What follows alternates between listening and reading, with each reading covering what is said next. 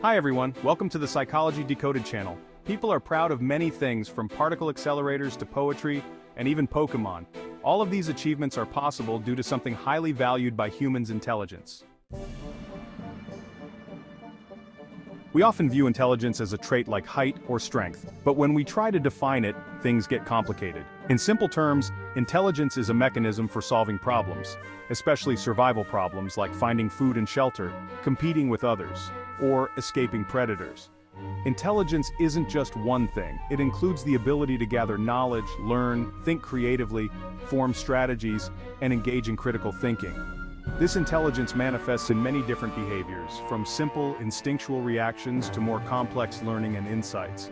However, scientists still debate where intelligence starts and what should be considered intelligent behavior. To make things more complex, intelligence is also linked to consciousness, as awareness can be helpful for problem solving. But since we've covered consciousness in other videos, we'll set that aside today. So, what exactly is intelligence?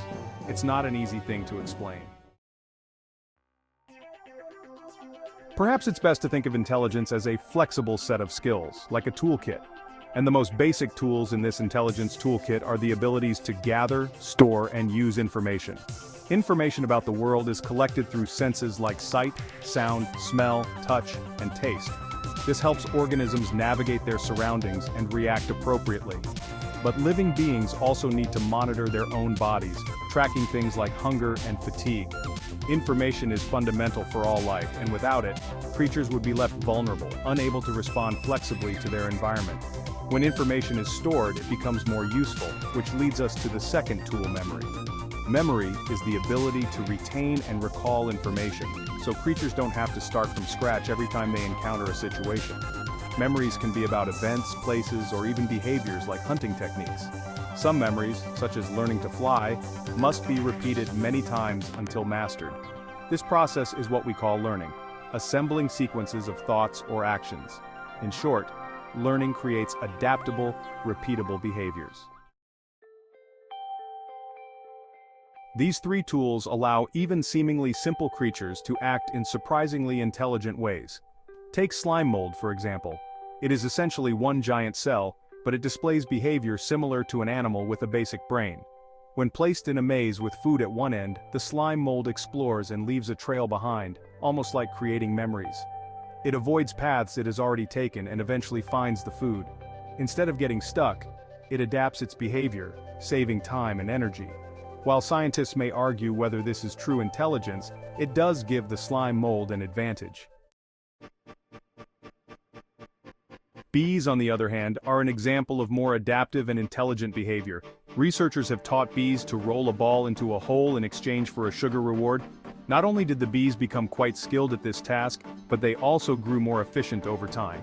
Even when presented with balls of different colors, they chose the one closest to the target, demonstrating their learning and adaptability. For more complex problems, we need even more flexibility, more advanced tools. Relying on the basic tools of gathering information, storing it, and learning, more sophisticated animals can solve a broader range of problems. They can remember associations, make connections, and even use mechanical tricks. We can call this the library of knowledge tool. Take raccoons, for instance. Their favorite meals are often the foods humans enjoy. Their approach to obtaining such treats depends on a mix of theoretical and practical skills, making them skilled thieves who can open windows or unlock doors. In one study, raccoons were given boxes secured with various locks, bolts, or latches. They needed fewer than 10 attempts to figure out how to open each box. Even when the locks required solving a sequence or using different amounts of force, the raccoons succeeded. A year later, they still remembered how to unlock the boxes just as quickly as before.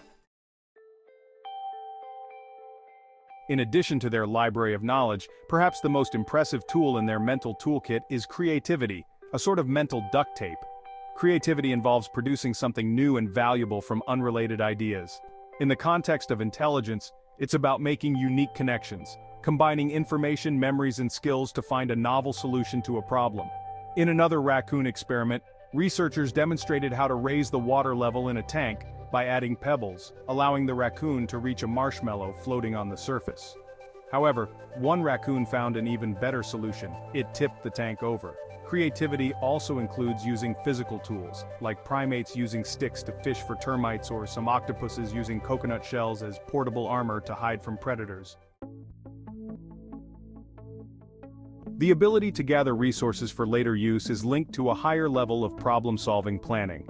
Planning involves organizing activities into a plan that leads to a desired goal. As new situations arise, plans must be adjusted accordingly. A good example of intelligent behavior in this regard is food storage for later consumption. Squirrels instinctively hide food, but they also use advanced thinking skills to make the best decisions. They evaluate each nut, deciding whether it's worth the effort to store it. Damaged or low-fat nuts are eaten immediately, while others are saved. Squirrels even pretend to bury nuts when they sense they're being watched, creating decoys to throw off rivals from finding their real stash. This strategy is quite advanced, as it requires understanding that others might desire the same thing they do. The more complex a problem, the more tools are needed to solve it. So the greater the variety of tools, the more flexibility creatures have to tackle life's challenges. However, even for complex problems, individual context matters. Squirrels, for instance, are omnivores that fiercely defend their territory. For them, remembering food locations and deceiving enemies is crucial for survival. In contrast, sheep, which are herbivores that live in herds, have different skills. They recognize and remember many different sheep as well as humans for years, a completely different skill set. If you found this video helpful, hit the like button and share it with someone who might benefit from it. Don't forget to subscribe to Psychology Decoded and click the notification bell for more insightful content. Thank you for watching.